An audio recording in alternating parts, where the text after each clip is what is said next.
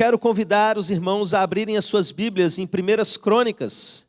Vai lá no Antigo Testamento.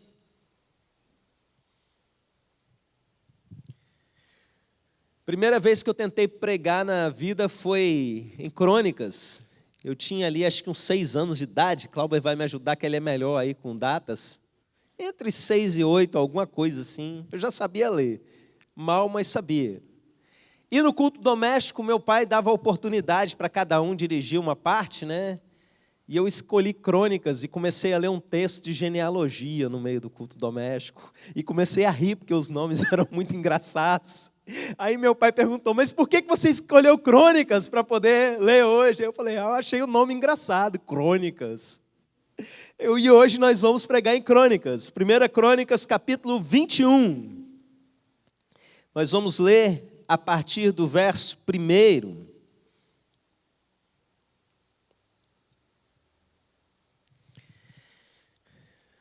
Você ama a palavra de Deus? Amém? Nós vamos ler 27 versículos, vamos ler quase o capítulo todo. É uma história muito interessante, meus irmãos, muito louca, se me permite assim chamar, com todo respeito, né? Mas é uma dessas histórias que bota a gente para pensar, para viajar um pouco. Encontraram 1 Crônicas, capítulo 21, a partir do verso 1, lemos assim. Então Satanás se levantou contra Israel e incitou a Davi a levantar o censo de Israel.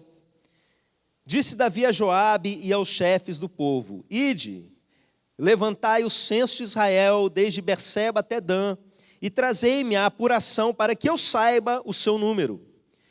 Então disse Joabe, multiplique o Senhor teu Deus a este povo 100 vezes mais, porventura, ó rei, meu senhor, não são todos servos do meu senhor? Por que requer isso o meu senhor? Por que trazer assim culpa sobre Israel? Porém a palavra do rei prevaleceu contra Joabe, pelo que saiu Joabe e percorreu todo Israel, então voltou para Jerusalém. Deu Joabe a Davi o recenseamento do povo. Havia em Israel 1.100.000 homens que puxavam da espada, e em Judá eram 470.000 homens que puxavam da espada. Porém, os de Levi e Benjamim não foram contados entre eles, porque a ordem do rei foi abominável a Joabe. Tudo isso desagradou a Deus, pelo que feriu a Israel. Então disse Davi a Deus, muito pequei em fazer tal coisa, porém agora peço-te que perdoes a iniquidade do teu servo, porque procedi muito loucamente. Falou, pois, o Senhor a Gade, o vidente de Davi, dizendo, vai, e dize a Davi assim, assim diz o Senhor, 3 coisas te ofereço, escolhe uma delas para que ta faça. Veio, pois, Gade a Davi e lhe disse, assim diz o Senhor, escolhe o que queres, ou 3 anos de fome, ou que por 3 meses sejas consumido diante dos teus adversários, e a espada de teus adversários te alcance, ou que por 3 dias a espada do Senhor, isso é, a peste na terra, e o anjo do Senhor causem destruição em todos os territórios de Israel. Depois agora, que resposta hei de dar ao que me enviou? Então disse Davi a Gade, estou em grande angústia.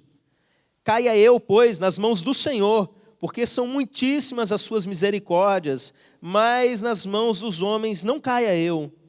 Então enviou o Senhor a peste a Israel, e caíram de Israel 70.000 homens. Enviou Deus um anjo a Jerusalém para destruir. Ao destruí-la, olhou o Senhor e se arrependeu do mal, e disse ao anjo destruidor, basta, retira agora a mão. O anjo do Senhor estava junto à eira de Ornã, o Jebuseu. Levantando Davi os olhos, viu o anjo do Senhor, que estava entre a terra e o céu, com a espada desembainhada na mão, estendida contra Jerusalém. Então Davi e os anciãos, cobertos de panos de saco, se prostraram com o rosto em terra.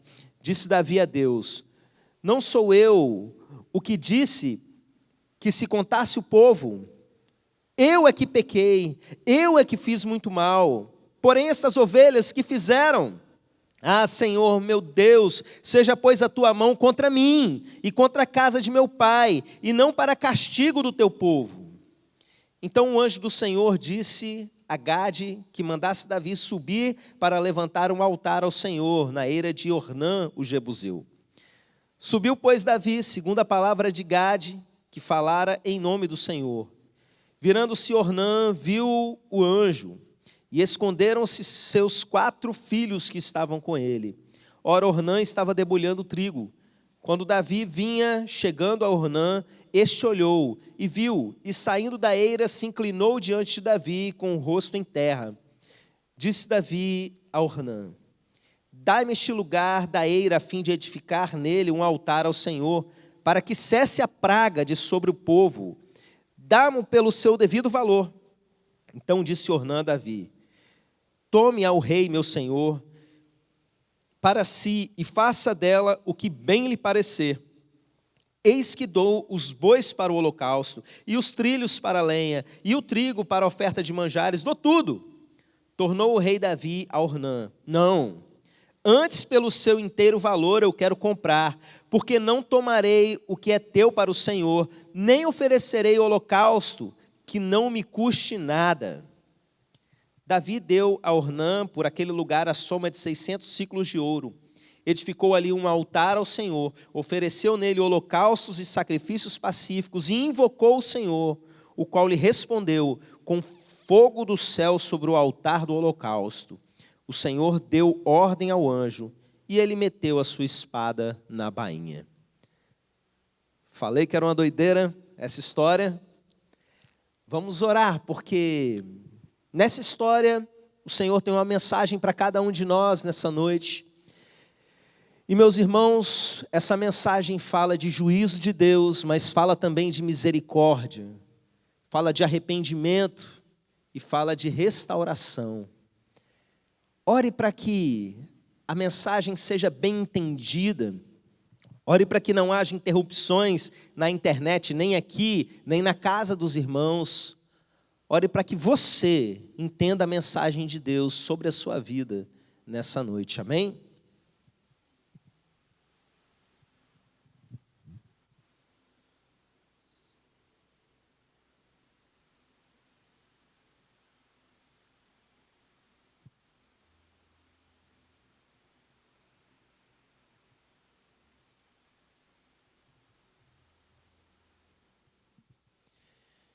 Em nome de Jesus, Pai, vem trazer clareza, vem trazer confronto e vem trazer consolação. Vem com teu ensino, meu Pai, e nos faça compreender tudo que está no teu coração para as nossas vidas. Edifica o teu povo nessa noite, alimenta o teu povo nessa noite, mais uma vez, em nome de Jesus. Tem misericórdia da minha vida, na explicação dessa passagem, na aplicação desse texto que nós acabamos de ler. Em nome de Jesus, amém. Amém. Irmãos, esse é um texto que conta uma história que é repetida em mais de um lugar da Bíblia.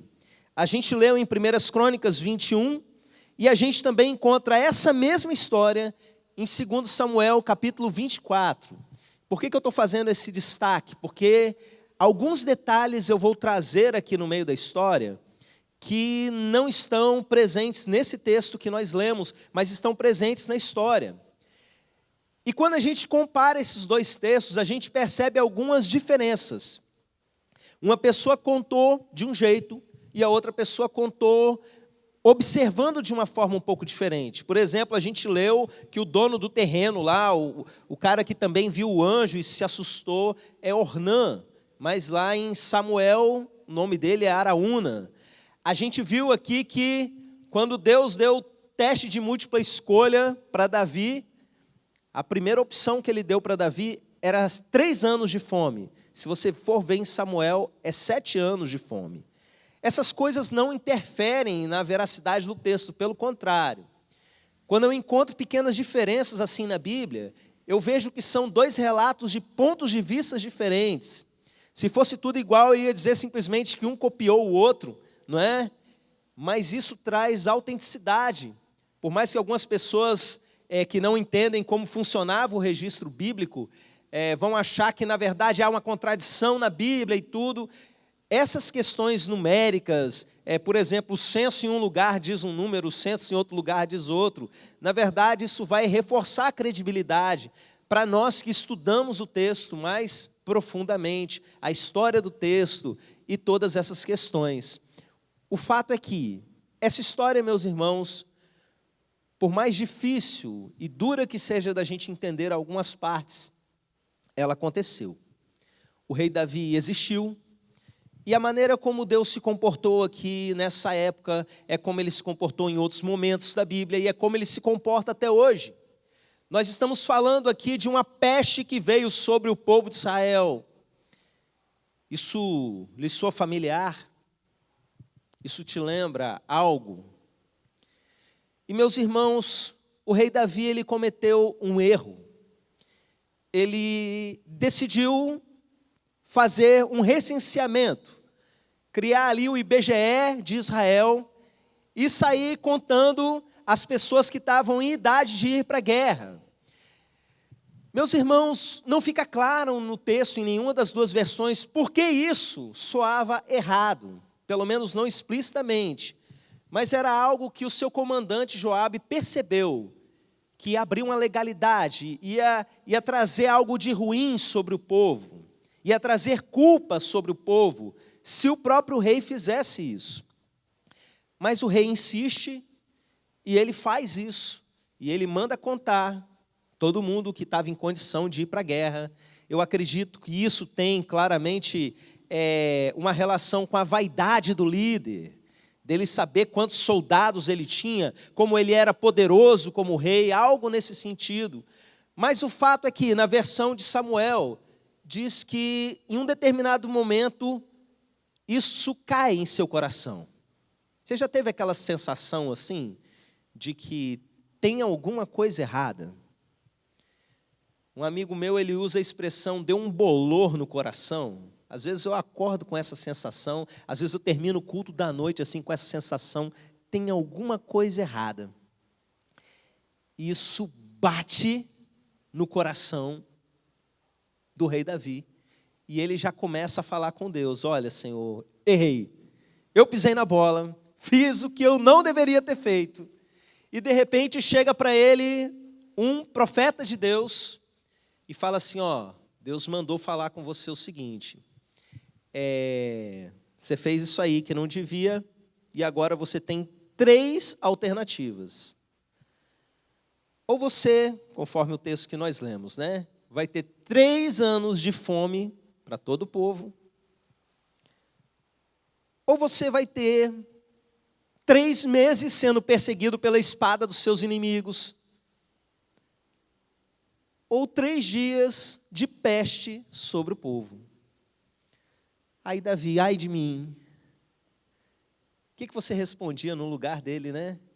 Que situação difícil essa.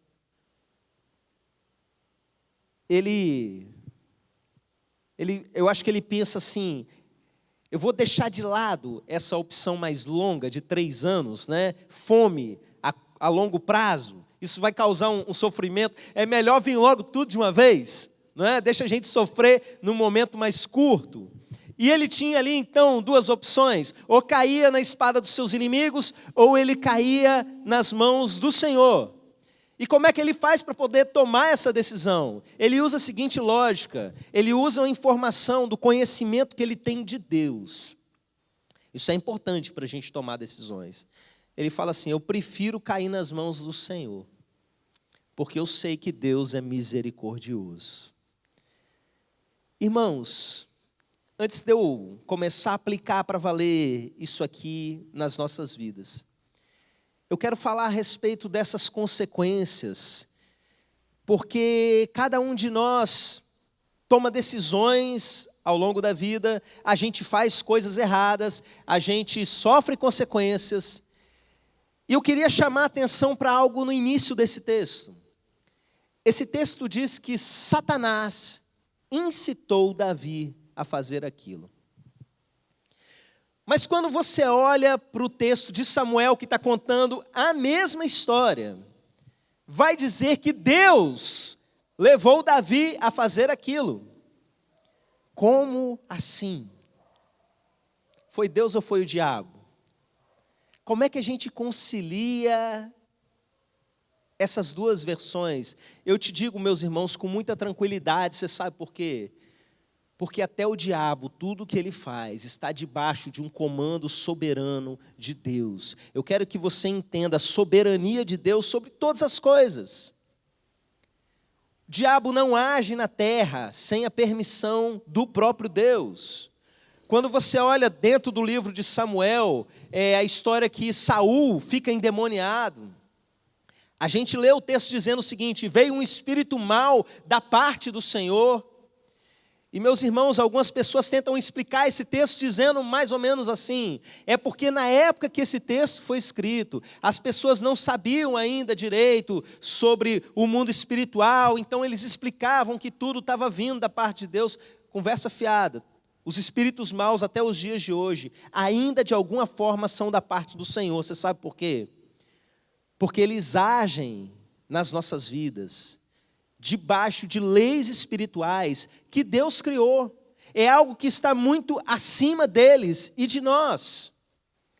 Para você entender isso melhor, às vezes as pessoas me chamam para ir orar em alguma casa que está aparecendo demônio, ou alguma manifestação esquisita, o povo vendo vulto, coisa mexendo, qualquer coisa desse tipo, eles chamam para a gente poder orar naquele ambiente, ungir a casa, mandar embora. Mas, meus irmãos, uma coisa que eu sempre explico nessas ocasiões é que o problema nunca é a presença do demônio e a falta de Deus. A Bíblia diz: não deis lugar ao diabo. Não deis lugar ao diabo. A descrição no Novo Testamento, com bastante clareza, é que Satanás está ao redor, buscando uma brecha para entrar. A figura usada é como um leão, buscando a quem possa tragar. E se de repente você dá uma abertura na sua vida para que ele venha agir, com certeza ele vai agir. Então como é que eu vou chegar numa casa e vou falar: Satanás, sai agora? E a janela da casa está aberta com o dono da casa falando: Satanás, passa para o lado de dentro. Tudo isso está debaixo do controle de Deus. Tudo isso obedece regras espirituais que o próprio Deus criou. Tudo está debaixo da soberania de Deus. E de quem foi a culpa no fim das contas? De Davi? De Satanás que incitou Davi? Olha lá para o jardim do Éden que você vai perceber a mesma situação. A serpente tenta Eva. Eva cai em pecado, incita Davi ao pecado, Adão, eu estou juntando o casal errado aqui, misericórdia. Adão cai em pecado, e aí o que acontece? A consequência a longo prazo. Toda a família de Adão, ou seja, nós, toda a humanidade, sofre as consequências daquele pecado.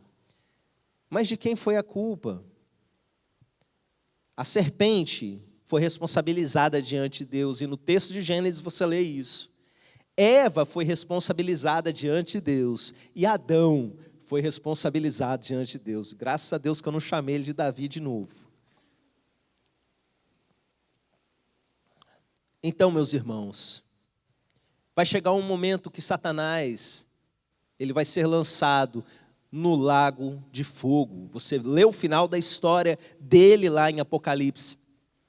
E tudo aquilo de ruim que ele fez, ele vai ser julgado por isso. Mas isso não tira a responsabilidade das pessoas. Não adianta você chegar na sua vida e dizer: o diabo me fez fazer isso, porque ele não te obriga. O texto diz que ele incitou a Davi a cometer aquele erro. Davi fez simplesmente porque ele quis.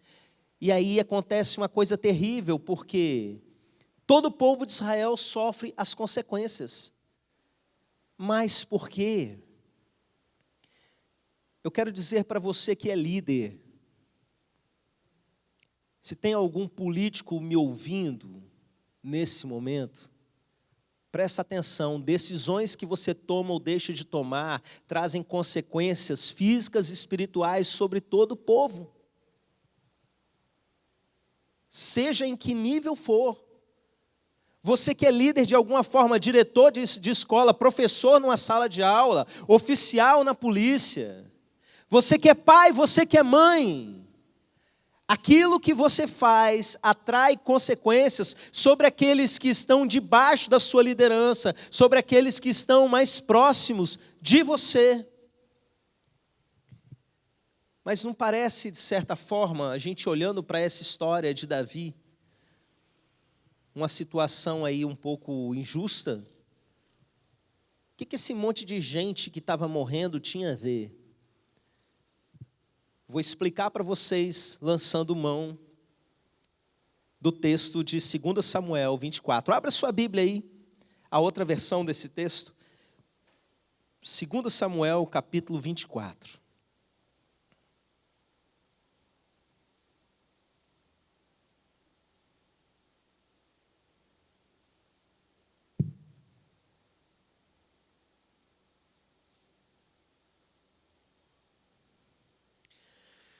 Segundo Samuel, capítulo 24, versículo 1, diz o seguinte, é aquela outra versão para essa mesma história.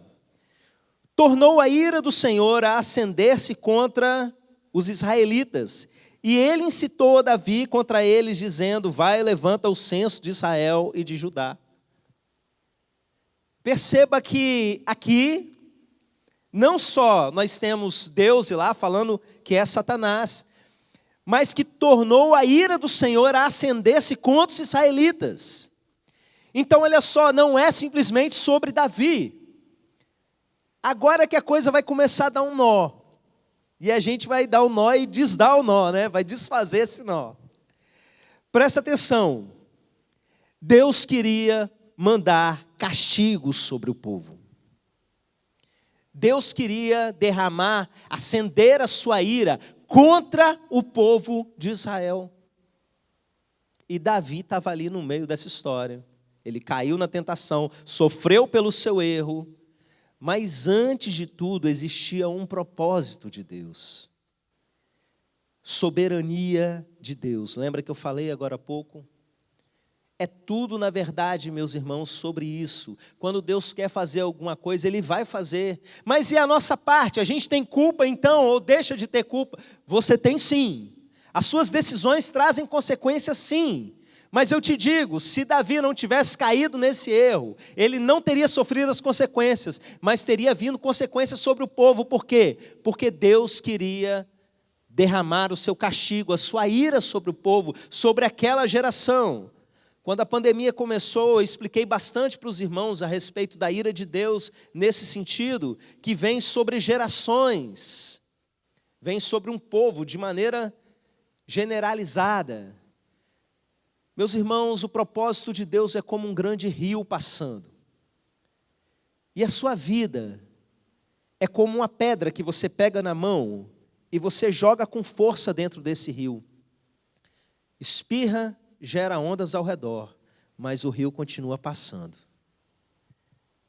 Vai gerar consequências? Vai, ali ao redor, você vai ouvir aquele barulho, glup. Vai fazer aquelas ondinhas ali, talvez, dependendo do local do rio. Mas o rio não vai mudar em nada o seu curso. Não vai mudar em nada, em absolutamente nada. Quando Deus diz, eu vou mandar uma crise sobre a terra, eu vou mandar uma praga sobre a terra, eu vou mandar uma onda de destruição sobre a terra, presta atenção, Ele vai mandar. E se alguma coisa que os homens quiserem fazer, olha, vai impactar ali a sua vida.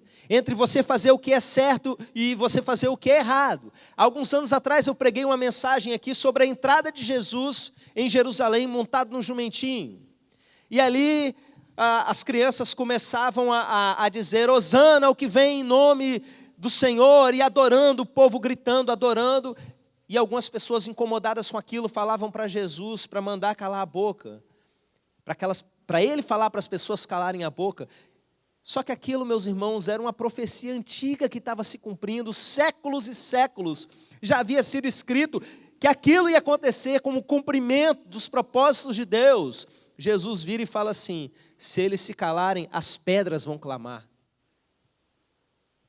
Acho que se eu estivesse lá, eu ia falar: não, gente, vamos ficar quietinho para ver a pedra abrir a boca. Porque ia, meus irmãos. O rio, ele vai continuar passando. Você pode jogar as pedrinhas que for. A sua vida é só isso, uma pedrinha. O propósito de Deus vai continuar vindo. E aí a gente chega mais uma vez no ponto do teste de múltipla escolha, não é? Qual você vai escolher? Letra A, 3 anos de fome. Letra B, 3 anos debaixo da espada dos seus inimigos. E letra C, 3 dias debaixo da espada do Senhor, que é a peste, o anjo do Senhor matando o povo. A, B ou C. Irmãos, essa escolha, né, alguns pensam justamente isso, prefere a crise econômica do que a morte a curto prazo. A gente está vivendo muitas situações, os dilemas são difíceis, meus irmãos. Mas o fato é, Deus está mandando a crise. Agora, quem administra e como administra é você. E a forma como você administra a crise que chega para você vai trazer consequência de qualquer jeito. É uma grande ilustração, isso que está acontecendo no texto com que nós estamos vivendo. Deus falou: eu vou mandar. Mas a forma como nós líderes, sejamos líderes políticos, sejamos líderes religiosos, sejamos líderes da nossa família, sejamos líderes das nossas vidas. A forma como a gente administra isso vai trazer ou um tipo de resultado ou outro tipo de resultado. E como eu disse para vocês, Davi escolheu baseado naquilo que ele conhecia de Deus. Eu prefiro cair nas mãos do Senhor, porque o nosso Senhor é um Deus de misericórdia. E ele toma essa decisão, o profeta diz: beleza, vai acontecer assim. E assim começa, meus irmãos. E aí acontece algo assustador. Davi, ele olha para Jerusalém e ele vê o anjo com a espada desembainhada na direção de Jerusalém, entre o céu e a terra. Eu imagino essa cena como um anjo gigantesco voando, apontando a espada dele, enquanto isso o povo gritando lá embaixo, morte aparecendo o tempo todo. E aí Davi começa a reclamar diante de Deus. Mas presta atenção nessa reclamação, que essa reclamação de Davi com Deus é o coração dessa mensagem. A gente fez esse percurso todo nessa história para você entender esse pedaço. Nesse momento, Davi chama a responsabilidade para si. Ele fala assim: olha, fui eu que pequei, não foi essas ovelhas aí do teu povo. Davi sendo Davi. Olhando para o povo como ovelhas, ele tinha sido pastor de ovelhas durante o início da sua vida, o início do seu relacionamento com Deus. E agora ele liderava o povo com aquele mesmo coração. Ele olha para o povo com amor, e não como muitos governantes que nós temos na nossa nação, que querem o seu próprio bem, ou veem as pessoas como números. Ele olha para aquelas pessoas e ele vê como ovelhas.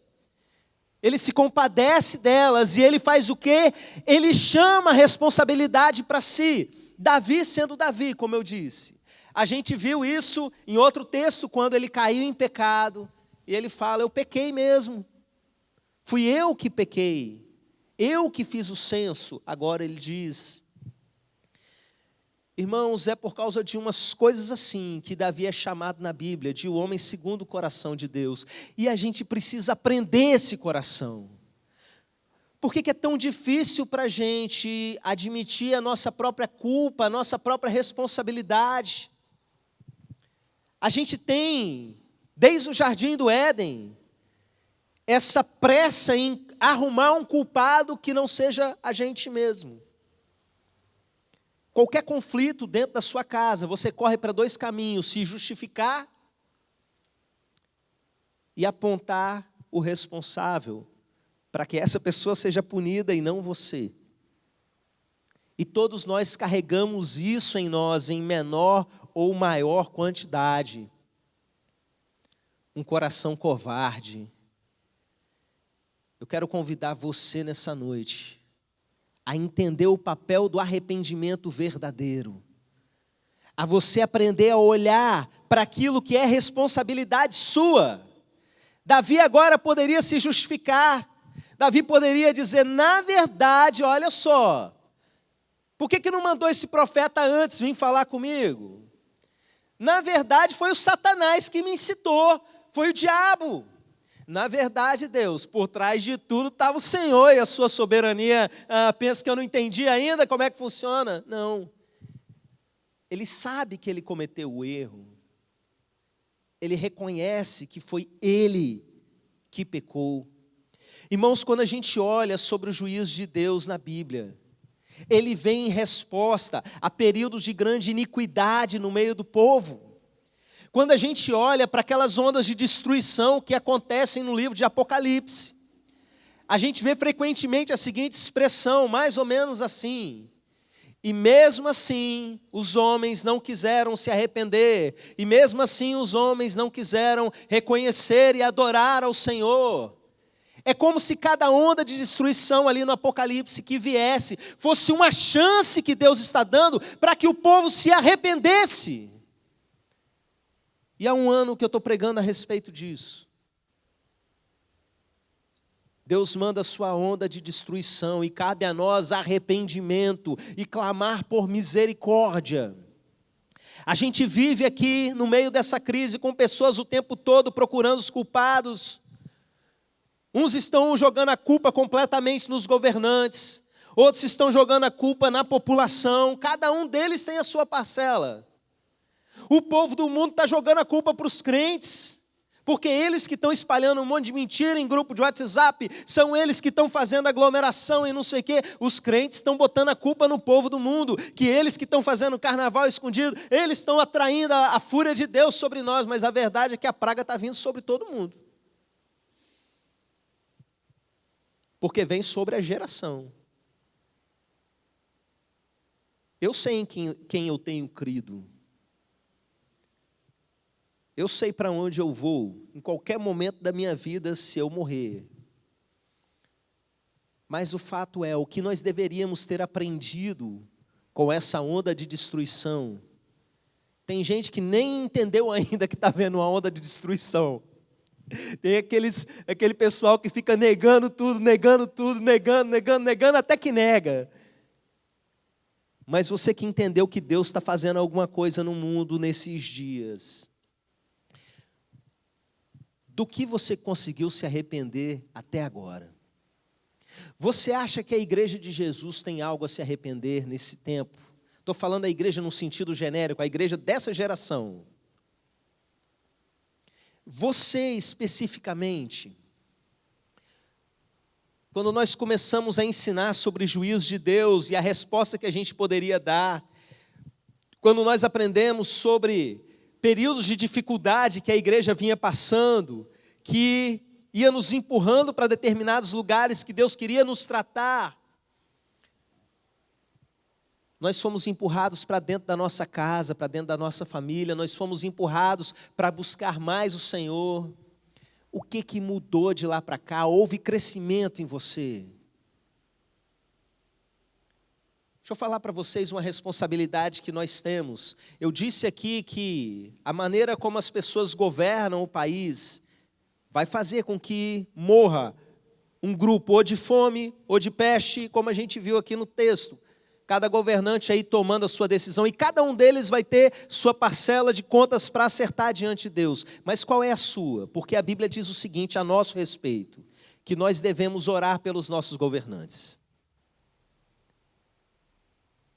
E se a Bíblia nos manda orar pelos nossos governantes, presta atenção, não é para a gente passar raiva, é porque a oração dá certo, a oração funciona.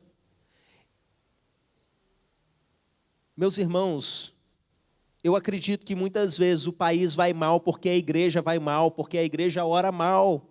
Porque o povo, Uma pequena parcela ora pelos governantes, e dentro dessa pequena parcela, a maioria está orando pelo governante, que ela é cúmplice junto com ele, que ela está ali defendendo ele, porque votou nele ou qualquer coisa desse tipo. Mas quando a Bíblia nos manda orar pelos governantes, a gente não vê o apóstolo Paulo se vendendo para nenhum deles.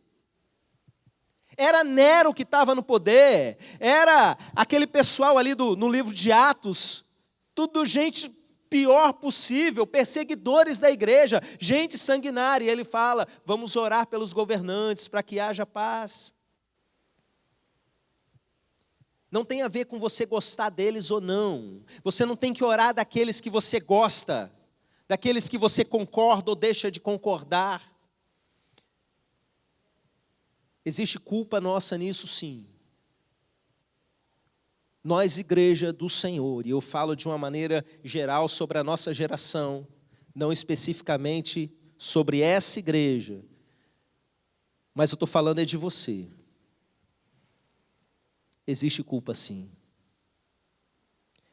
Davi olhou o povo morrendo e ele teve misericórdia, ele apelou para a misericórdia de Deus. A gente precisa fazer isso, meus irmãos. Sabe que às vezes eu fico ainda naquela, eu sei que Deus está fazendo algo, mas ao mesmo tempo meu coração fica, que isso passe logo. Esse é o coração que a gente precisa ter mesmo na Bíblia. Davi prefere que ele morra do que o povo morra. Ele fala, olha, eu sou culpado disso, que eu pague por isso. É esse sentimento que precisa existir nos nossos corações. Eu quero convidar vocês para que a gente faça como Davi nessa noite, de forma ampla. Você vai começar se arrependendo pelas suas coisas diante de Deus, pelo que você já devia ter acertado e não acertou. A gente vai pedir perdão como igreja de Jesus, pelo que nós deveríamos estar fazendo e não estamos. E a gente vai clamar pela misericórdia de Deus. A expectativa, meus irmãos, com relação a esse mês que nós estamos, é de muitas e muitas mortes. Você abre o jornal, qualquer horário, estou falando que não é para você abrir não, tá? Como eu disse na semana passada, não tem a ver com você se alienar, tem a ver com você conhecer mais a Deus para não temer as más notícias. Mas você abre o jornal, você vê coisas do tipo, o cemitério tal já comprou contêineres refrigerados para guardar corpos. Isso é o anjo com a espada apontando em direção à terra. No momento em que Davi manifesta o seu arrependimento, e ele com seus anciãos vestidos de pano de saco, que era a maneira externa de manifestar culturalmente o seu arrependimento, no momento que eles cultuam a Deus, um culto de arrependimento diante dele, o anjo pega a espada e ele guarda. E aquela onda de juízo, ela veio porque ela tinha que vir, mas ela não se prolongou além daquilo que deveria, porque eles se arrependeram e se colocaram na brecha orando pelo povo. Se colocaram em intercessão entre Deus e o povo. E é isso que nós precisamos fazer. Quero convidar Clauber a adorar ali no teclado. E eu quero convidar a igreja a se colocar de joelhos, aonde você estiver. Faça esse esforço nesse momento, você que tem alguma dificuldade. E vamos entender qual é a nossa culpa. Vamos parar um pouco nesse momento de olhar para a culpa dos outros e vamos olhar para nós.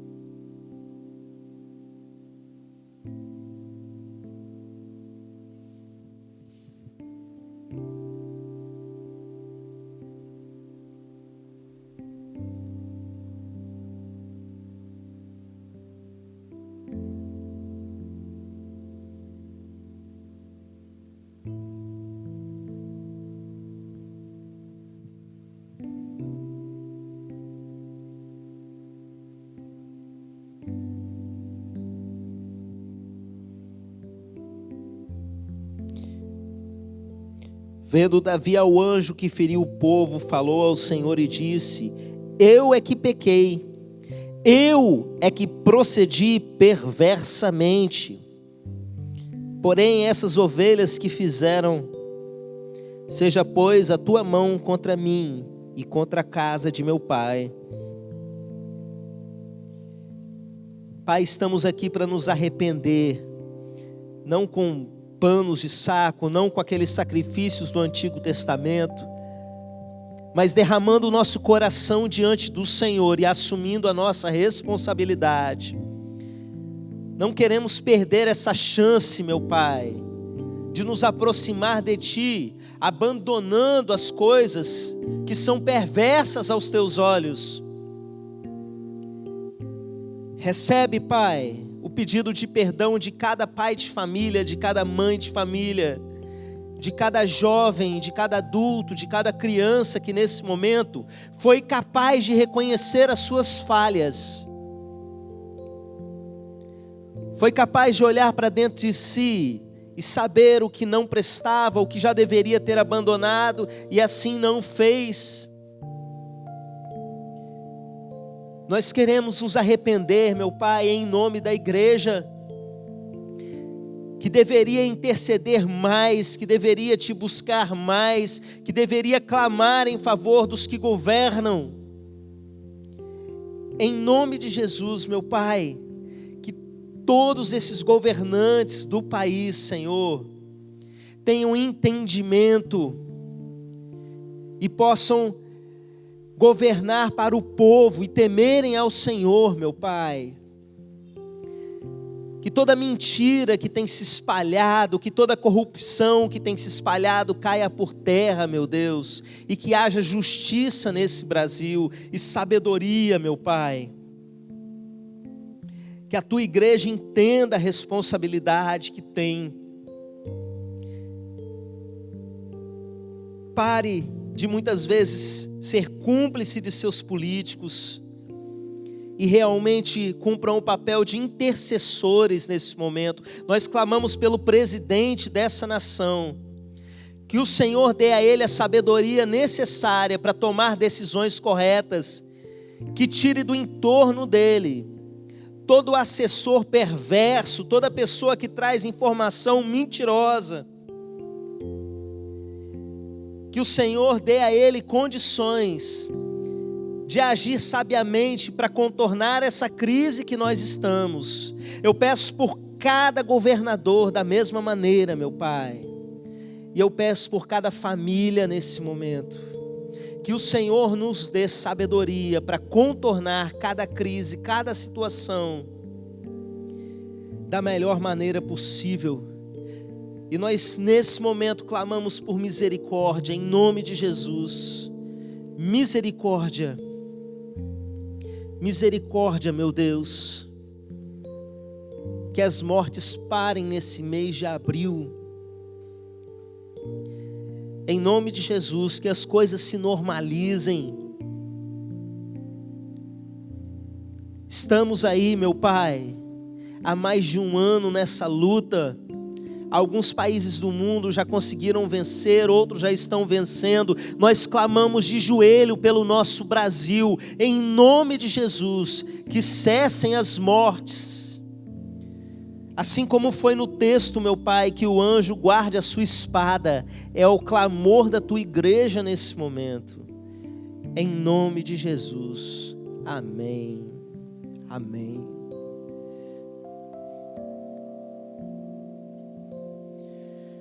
Pode se assentar, meu irmão.